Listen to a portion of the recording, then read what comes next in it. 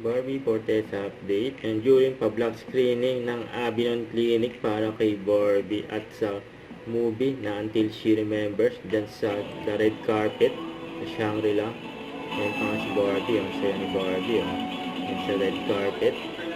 Kapag nasa-stress po ako sa taping, ganyan, Kasama nakakailangan si ko Coach ng Anson reset, Roa. nagpupunta po ako ng Avinon for my much-needed treatments. Kaya thank you so much. Kasi ngayon, hindi lang po skin ko ang nakaramdam ng pagmamahal, pero pati yung pelikula namin ay binigyan niyo po ng generous love and efforts. And so thank you. Also to Travertine, Madam, mabubuson na sa Travertine. Ay, nako, sinasabi, dyan lang po yan, sa 5th floor. Sabi ko nga kay Barbie kanina, just to miss my. Thank you. Yan pa ngayon pa-block screening ng Avinon.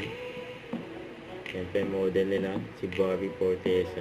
Yan, love siya ng Avinon Clinic. Congrats kay Barbie at kay Miss Boots Anson Roa.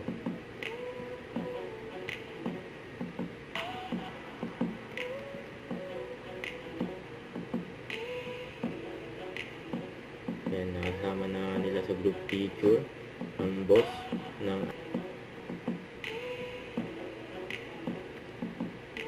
yan, congrats.